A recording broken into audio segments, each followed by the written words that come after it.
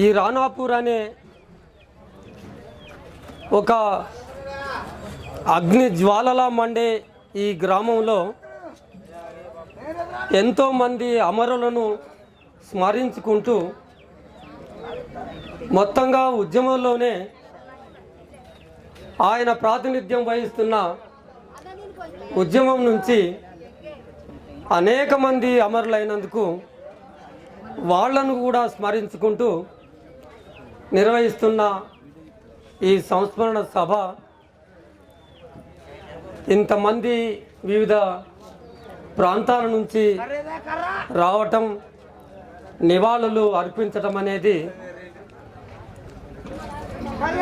ఇది ఒక సంకేతాన్ని,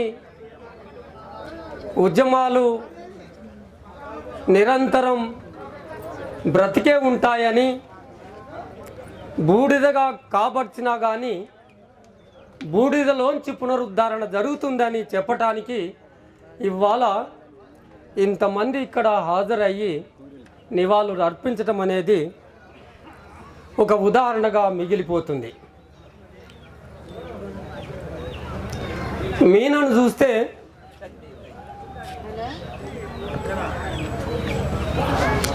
పట్టుమని ఒక 45 కిలోల మాంసం ఉండదు. ఆమె ఒక్కటిగా ఇంతమంది ఇతరుల సహాయంతో ఇంతమందిని కదిలించగలిగింది. ఇప్పటికీ కూడా ఆమె జీవితం ఎంత ఆదర్శవంతం అంటే, ఈ కాలంలో ఏ ఒక్కరిని కూడా చేతి బట్టి యాచించదు. మా సావిత్రి క్లియర్గా చెప్తా ఉంది. ఎవరిని కూడా ఏ సహాయం అడిగే మనిషి కాదు. సావిత్రి ఇంటికి వస్తే బలవంతాన తినబెట్టాల్సిందే. అందుకే ఆమె మీనా ఆ పర్సనాలిటీ అట్లా ఉంది. జీవితంలో జీవితాంతం ఒక ఉదాహరణగా నిలిచిపోతుంది, ఆదర్శంగా మిగిలిపోతుంది. ఎన్నడూ కూడా, ఏనాడు కూడా ఉద్యమంలో కూడా మల్లన్న సహచరిగా మారిన తర్వాత కూడా ఆమె ఏనాడు ఏ కొద్ది రోజులు నవ్వుతూ వాళ్ళిద్దరూ ముచ్చటిస్తూ గడిపిన క్షణాలు, రోజులు, గంటలు చాలా తక్కువే. తను అట్లే ఉద్యమం కోసం, ఆ ఆదర్శాల కోసం, మల్లన్న ఆశయాన్ని కొనసాగిద్దామని మనం నినాదాలు ఇచ్చినట్టుగా కాకుండా నిజంగా ఆ లైన్కు కట్టుబడి నిలబడటం అనేది చాలా గొప్ప అరుదైన అంశం. అది మిత్రులారా, తెలంగాణలో కాంగ్రెస్ ప్రభుత్వం ఏర్పడిన తర్వాత దాదాపుగా దొంగల పేరు మీద, మరో పేరు మీద పోలీస్ స్టేషన్లలో, లాకప్లో బంధించి చనిపోయేంత వరకు కొట్టారు. ఆ దెబ్బలు తాళలేక 5 ప్రాణాలు కోల్పోయారు. ఎన్కౌంటర్ల పేరు మీద తెలంగాణలో మావోయిస్టు ఉద్యమానికి సంబంధించిన 14 మందిని చంపేశారు. విజయేందర్ను,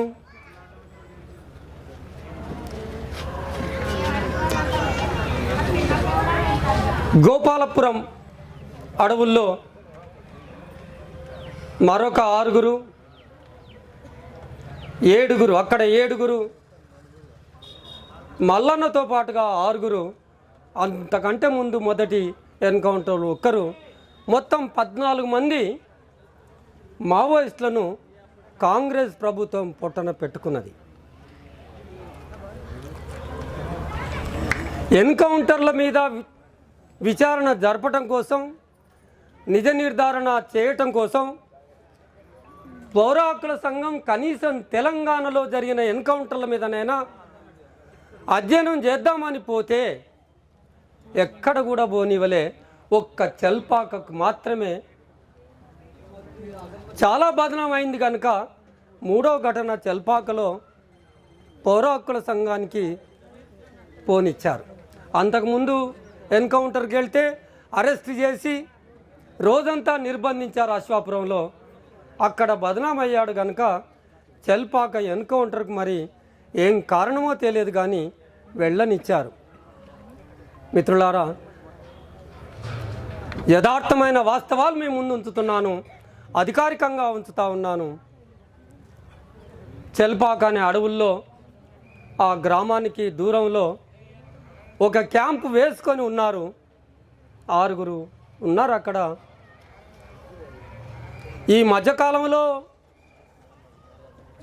మనకు అర్థమవుతున్నది, గ్రామాల నుంచి ఆహారం కోసం గ్రామాల మీద ఆధారపడరు. కానీ ఆ రోజు ఏం జరిగిందో తెలియదు. చివరి గ్రామం అంటే అటు ఛత్తీస్గఢ్కు ఇటు తెలంగాణకు మొత్తంగా ఛత్తీస్గఢ్ చివరి గ్రామం. ఆ గ్రామం నుంచి అన్నం తెప్పించుకున్నారు. మేము పోయేసరికి 2 వీలర్స్ మీద చాలామంది, మనలాంటి సాధారణ దుస్తుల్లో చాలామంది కనబడితే గ్రామస్తులను అడిగాం వీళ్ళెవరు అని. గ్రామస్తులు మేము వస్తున్నామని పోలీసులు ప్రచారం చేయటం వల్ల చాలామంది వెళ్ళిపోయినరు. మిగిలిన వాళ్ళని అడిగితే వీళ్ళెవరని అడిగితే పోలీసులు అని చెప్పారు. మరి పోలీసులు మీ దగ్గరికి ఎందుకు వచ్చారంటే, మేము మీకు నెంబర్ 1 వాస్తవాలు చెప్పొద్దని మమ్మల్ని ఆదేశించారు. నెంబర్ 2 ఏం తేలకముందే పోలీసులు ఏం చెప్తారంటే, పోలీసులు విషం పెట్టారని పౌర హక్కుల సంఘం వాళ్లకు చెప్పకండి అని చెప్పి పెట్టారు. పైగా మేమే విషం పెట్టామని చెప్పండి అని వాళ్లకు బెదిరించి నోరు మూయించి గట్టిగా ప్రబోధించారు.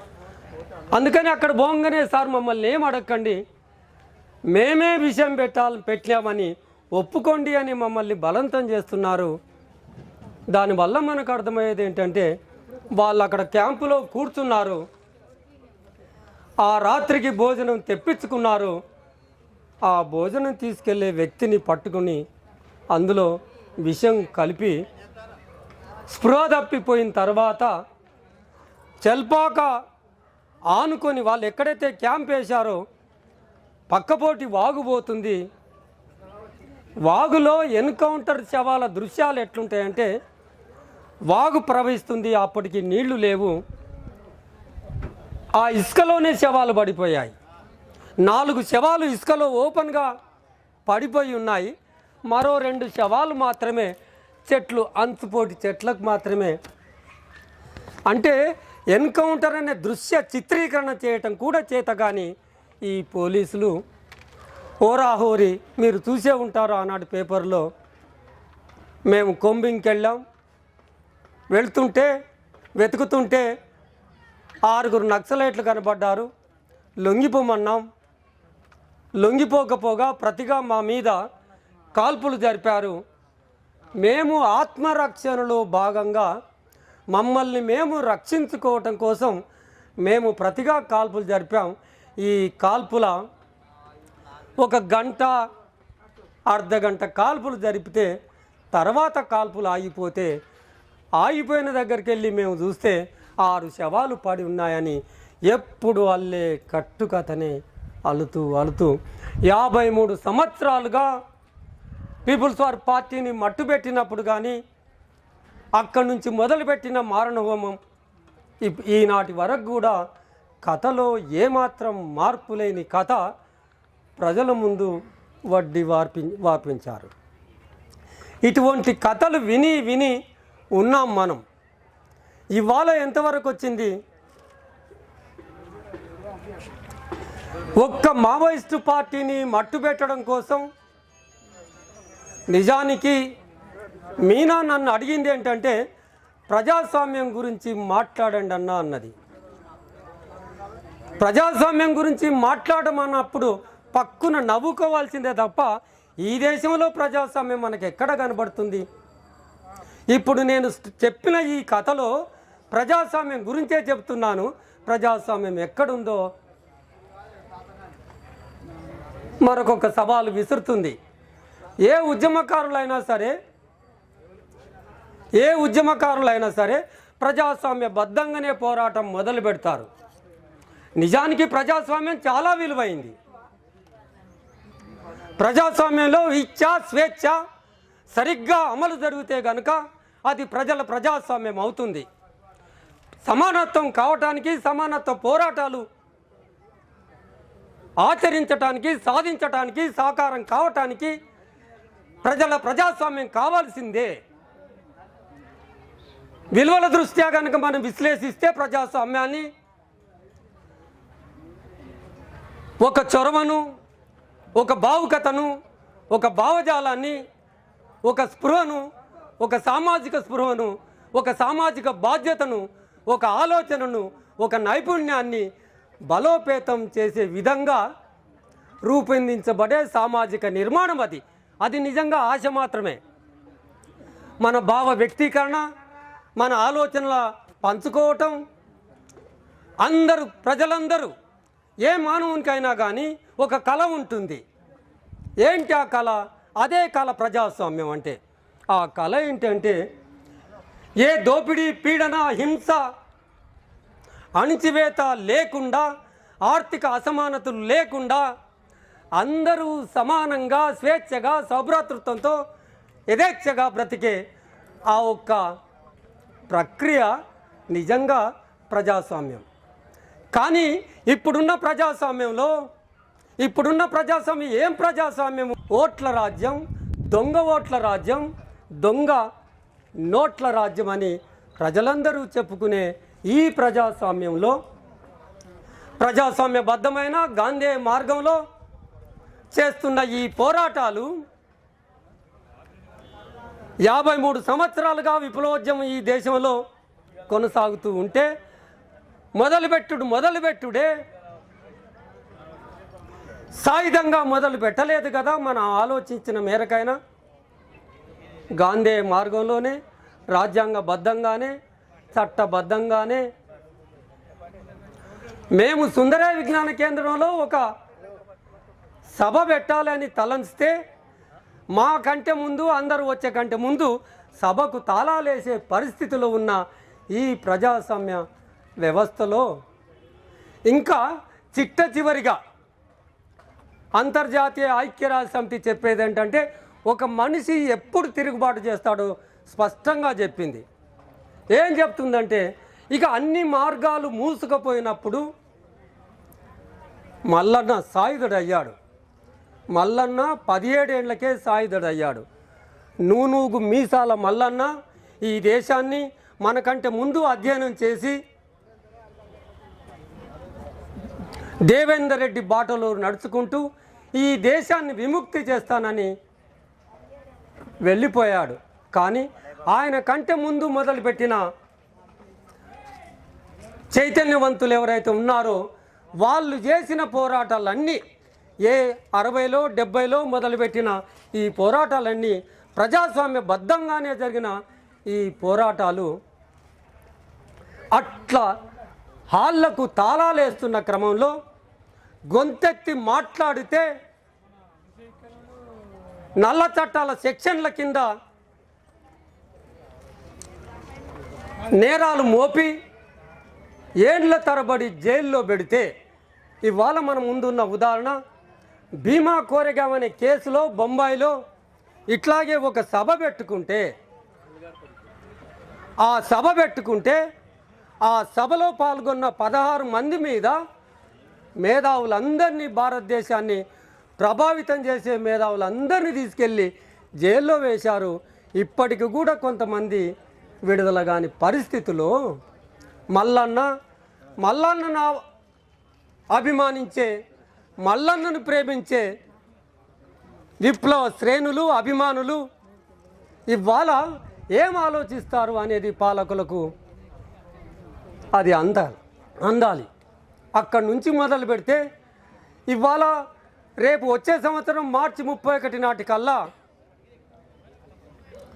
ఏ ప్రజాస్వామ్య దేశంలో ఉన్నామంటే ఇంకొక 4 నెలల్లో, ఇప్పటికే సాధించామంటున్నారు, మరొక 4 నెలల్లో మావోయిస్టు రహిత సమాజాన్ని ఏర్పాటు చేస్తామంటున్నారు. దేనికోసమంట, ఎందుకోసమంట? మావోయిస్టులు ఉండొద్దని, మావోయిస్టుల నక్సలైట్ల ఉద్యమం ఉండొద్దని, ఆదివాసులు ఉండొద్దని మాకు సమస్యగా పరిణమించారని ఎవరు మీకు కంప్లైంట్ ఇచ్చారు? ఎవరు ఫిర్యాదు చేశారు? ఎందుకని అది పెద్ద సమస్యగా కనబడింది?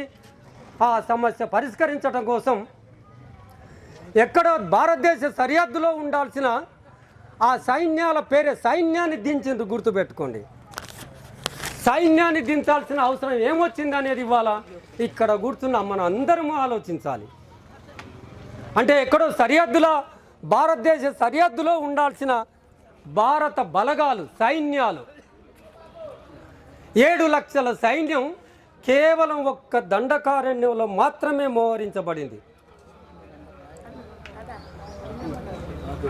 650 క్యాంపులు పెట్టిండ్రు. అందుకే ఒక సవాల్ విసురుతూ ఉన్నాం. నీవు మార్చి 31 వరకు కనుక దీన్ని పరిసమాప్తి చేస్తే ఏప్రిల్ 1 నాడు 650 క్యాంపులు ఎత్తివేస్తావా అని ఇవాళ మనం ఇక్కడ ఈ హాల్లో కూర్చున్న వాళ్ళంతా నినదించాలి. 7 లక్షల సైన్యాన్ని ఉపసంహరించుకుంటావా అని ఇవాళ మనం అడగాల్సిన అవసరం ఉంది. భారత ప్రభుత్వం ఎందుకోసం చంపుతుంది? 104 ఒప్పంద పత్రాల మీద ఆల్రెడీ సంతకం పెట్టి ఉంది. ఏంటి ఆ ఒప్పంద పత్రాలు? ఆ భూమిలో ఉన్న దాగి ఉన్న అత్యంత విలువైన ఖనిజ సంపదను తీసుకొని పోవటం కోసం కొద్దిమంది పెట్టుబడిదారులు చేతిలో పెట్టడం కోసం మావోయిస్టులను, అక్కడ నివసించే ఆదివాసీలను చంపేస్తూ ఉన్నారు. ఈ దేశ సంపద మొత్తం చుట్టుకొని పీడికేడు మంది ఆదివాసీల సంపదనంతటిని పీడికేడు పెట్టుబడిదారుల చేతిలో పెడుతున్నారు. గుర్తుపెట్టుకోండి. ఇక ఈ జీవితాలన్నీ ఇట్లే ఉండాలి. ఇవే బట్టలు, ఇదే జీవితం. స్వాతంత్రం వచ్చి 80 సంవత్సరాలు అవుతుంది. గొప్పగా చెప్పుకుంటున్నారు. 80 కోట్ల మంది ప్రజలకు మేము ఉచిత బియ్యాన్ని సప్లై చేస్తామని చెప్పుకుంటా ఉన్నారు. 80 కోట్ల మంది ప్రజలు పేదవాళ్ళు ఉన్నారని ఒప్పుకున్నట్లేగా. 80 సంవత్సరాల స్వతంత్ర భారతదేశంలో 80 కోట్ల మందికి బియ్యం ఉచితంగా ఇవ్వాల్సిన దౌర్భాగ్య పరిస్థితి ఈ దేశానికి ఎందుకు దాపరిచ్చింది అని అడగాలి. మనం అనటం లేదు. ఈ దేశంలో ఆకలి ఉంది, విలేతాండమాడుతున్న దరిద్రం ఉంది. ఈ దేశంలో ఆర్థిక అసమానతలు ఉన్నాయి. కోట్లకు కొంతమంది పరుగులెత్తుతుంటే అర్ధాకలితో చనిపోయే, ఆకలి చావులకు గురయ్యే జనాలు ఉన్నారు. ఎందుకని ఇట్లా జరుగుతుంది? అదే ప్రభుత్వ పాలసీ. సంపదనంతా తీసి కొద్దిమంది చేతుల్లో పెట్టినందుకే. మిత్రులారా, గుర్తుపెట్టుకోండి, భారతదేశంలో 1% మనం ఊరికే మాట్లాడటం లేదు, గణాంకాలతో మాట్లాడుతున్నాం. 1% మంది ప్రజలు, అంటే ఆ పెట్టుబడిదారులు, 1% మంది ప్రజల దగ్గర 70% సంపద వాళ్ళ చేతుల్లో కేంద్రీకృతం అయ్యింది. కానీ రాజ్యాంగం ఏం చెప్తుంది? రాజ్యాంగం మీద విశ్వాసం లేదు ఈ ఉద్యమకారులకు అంటారు. ఇక మన మీద పడతారు. ఇవాళ 28 కదా, ఇవాళ 28, 29 అమిత్ షా డీజీపీల, అన్ని రాష్ట్రాల డీజీపీల సమావేశం పెడుతున్నాడు. ఆ సమావేశంలో తీసుకోబోయే నిర్ణయం ఏంటంటే అర్బన్ నక్సలైట్ల మీద దాడులు చేయాలి. Already Bandi Sanjay మొదలుపెట్టిండు, already BJP శ్రేణులు మొదలుపెట్టి ఉన్నారు. తస్మాత్ జాగ్రత్త. ఒక్క మల్లన్న ఆశయాలు కొనసాగిద్దామని అనటమే కాదు, మల్లన్న ఆశయాల రూపంలో మిమ్మల్ని ఆవరించబోతున్నాడు. 29, 30 తారీఖు పేపర్లు చూస్తే అర్బన్ నక్సలైట్ల పరిస్థితి ఏంటో తేల్చబోతున్నాడు. ఎందుకని ఇదంతా జరుగుతుంది? వీళ్ళందరి గొంతులు నొక్కేస్తే 16 మంది భీమా కోరెగాం కేసులో ఉన్న మేధావులను జైలు పాలు 6 ఏండ్లుగా చేస్తే, మిగిలిన వీళ్ళందరినీ జైలు పాలు చేస్తే ఈ దేశంలో ప్రత్యామ్నాయ ఆలోచన, ప్రత్యామ్నాయ భావజాలం, ప్రత్యామ్నాయ ఉద్యమాలు, ప్రత్యామ్నాయ రాజకీయాలు ఉండటానికి వీల్లేదు. ఒకే దేశం, ఒకే మతం, ఒకే రాజకీయం, ఒకే పార్టీ, ఒకే నాయకుడు, ఆ ఒక్కడి నేనే మోడీనే ఉండాలని చెప్పి ఇది హిందూ రాజ్యం, హిందూ రాజ్యాన్ని ఏర్పాటు చేస్తానని ఏవైతే పలుకులు పలుకుతున్నారో ఇవాళ ఇవన్నీ విని ఊరికే పోవటం కాదు, గుండెల నిండా ఆలోచించి మనం ఏ దారి నడవాలి, ఎక్కడ నడవాలి, ఏ దారి నడవాలి, ఎంతకాలం ఈ భారతదేశం ఇంతటి దరిద్రంలో కొట్టుకుపోతుంది. ఒక్క విషయం చెప్పన, ప్రపంచ దేశాల్లో దరిద్రపు గొట్టు దేశాలు ఏమున్నాయని అధ్యయనం చేస్తే 131 ఉన్నాయి. 131 దేశాల్లో భారతదేశం కూడా ఒక దేశం. ఈ దేశంలో బట్టకు లేక, కూడుకు లేక, గుడ్డకు లేక, హైదరాబాదులో 4 రోడ్ల కూడల్లో కాళ్ళకు చెప్పులు లేని మహిళ అడ్డా మీది కార్మికురాలుగా ఊర్లో నుంచి పొట్ట చేత పట్టుకొని వచ్చి నన్ను ఇవాళ ఎవరు పిలుచుకుపోతారా అని కూలి కోసం కళ్ళల్లో కాయలు కాసుకొని ఎదురు చూస్తుంది. నేను ఇంతవరకే చెప్తున్నా, ఒక దుర్మార్గుడు వస్తాడు, ఆమెను బండి మీద కూర్చోబెడతాడు, నా దగ్గర పనికిరా అంటాడు. పనికి పోయిన తర్వాత, పని అయిపోయిన తర్వాత అటువంటి ఘటనలు, ఆమె మీద జరుగుతున్న ఆ లైంగిక హింసలు లెక్కకు రానంతగా, మనం గణాంకాలో చెప్పుకోలేనంతగా ఈ దేశంలో ఇప్పటికీ విప్లవం పోతుంది అనుకుంటున్నారు. మార్చి 31 ముగిసిపోతుంది అనుకుంటున్నారు. ఈ దేశంలో అలాంటి కాళ్ళకు చెప్పులు లేని మహిళ అడ్డా మీద కూర్చున్నంత వరకు ఈ ఉద్యమం కొనసాగుతూనే ఉంటుంది. ఈ దేశంలో ఎక్కడ, ప్రపంచంలో ఎక్కడి లేని విధంగా మనిషిని తాకని, మనిషిని ముట్టుకొని, దామేస్తుందంటే నీళ్ళు ఇవ్వని కులము, దాని ఆచరణ, దాని వివక్ష ఉన్నంతకాలం ఉద్యమాలకు తిరుగులేదు. మోడీ, అమిత్ షా గుర్తుపెట్టుకోండి.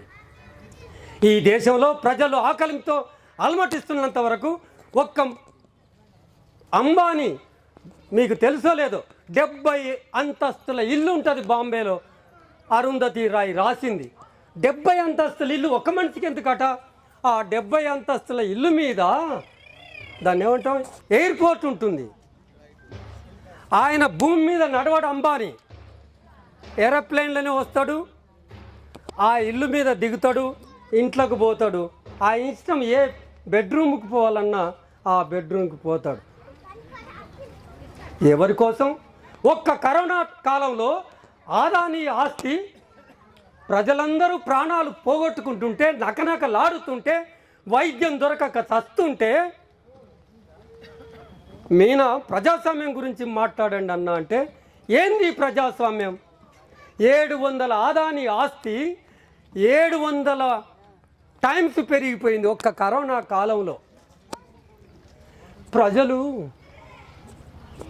రోజు రోజుకు విద్య అందక, వైద్యం అందక,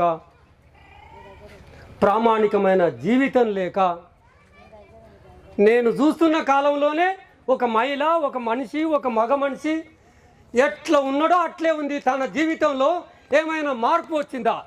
చదువుకున్న వాళ్ళకి అర్థమవుతుంది. రేపు 2000 వికసిత భారత్ అంటున్నాడు కదా, దాని అర్థం ఏంటంటే 2045 కల్లా ఈ దేశం 5 ట్రిలియన్ ఎకానమీ అట. అదేందో మనకు అర్థమే కాదు. అది 5 ట్రిలియన్ ఎకానమీ అయ్యి జపాన్ను వెనక్కి గుంజేసి 3వ స్థానంలోకి ఇండియా పోతుందట. మనం అందరం ఆహో ఆహో. ఒక్కటే గుర్తుపెట్టుకోండి, ఈ జనాల్ని ఎక్కడి వరకు వాడు కుదించుతున్నాడంటే మనం అందరం చప్పట్లు కొట్టడానికి మాత్రమే, మనం అందరం పోయి ఆ బాక్సులో ఓట్లు నొక్కటానికి మాత్రమే పనికి వస్తాం తప్ప ఇంకా దేనికి మనం పనికి రాకుండా తయారు చేస్తున్న ఆర్థిక వ్యవస్థలో ఉన్నాం. అభివృద్ధి అంటే ఏంటి? అభివృద్ధి నమూనాను మేము 50 ఏళ్ళుగా ప్రశ్నిస్తున్నాం. ఇది అభివృద్ధే కాదని చెప్తున్నాం. నీవు 5 ట్రిలియన్ అంటే 1 ట్రిలియన్ తీసుకొట్టు 100 కోట్లు లెక్కేసుకోండి, అంత ఎకానమీ కావచ్చు. కానీ ఒక మహిళ, ఒక కుటుంబం నిండైన బట్టలు వేసుకొని స్థిరంగా వచ్చే ఆదాయాన్ని సంపాదించుకుంటూ ఒక ఆత్మ నిబ్బరతో, ఒక ఆత్మ గౌరవంతో తలెత్తుకొని సమాజంలో స్వేచ్ఛగా, యథేచ్ఛగా, సమాంతరంగా సంతోషంగా నీ 5 ట్రిలియన్ ఎకానమీలో ఇది ఊహకన్నా అందుతుందా? ఆ లెక్కల్లో ఆ 10 మంది, నేను చాలాసార్లు చెప్పాను, ఒక 10% భారతదేశం ప్రజలు 10% భారతదేశ ప్రజలు అమెరికన్ లైఫ్ స్టైల్లో ఉంటారు.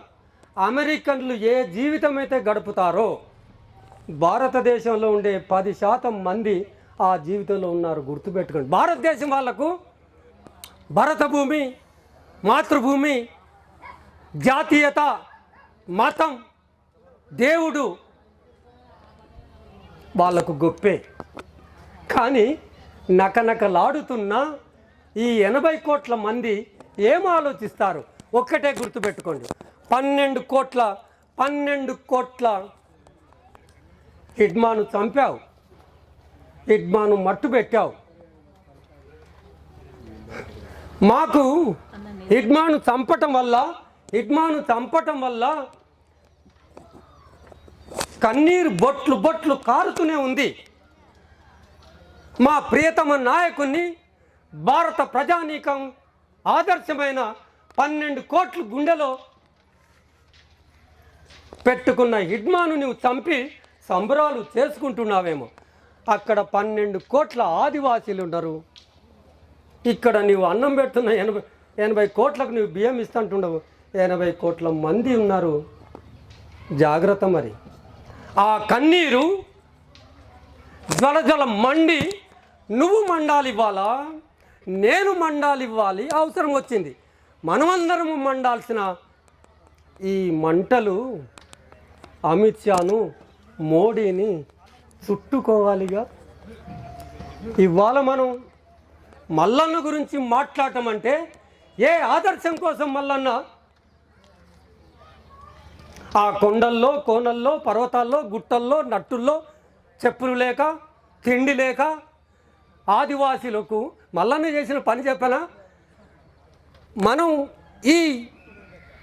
ఈ రకంగానైనా ఎంతో కొంత నూనె పెట్టుకొని బ్రతుకుతున్నాం. వాళ్లకు తల దూసుకోవటం తెలియదు. తలను దువ్వుకునేటట్టు నేర్పిండు మల్లన్న. వాళ్ళ పేలు కొక్కిండు మల్లన్న. స్నానం చేయటం తెలియదు.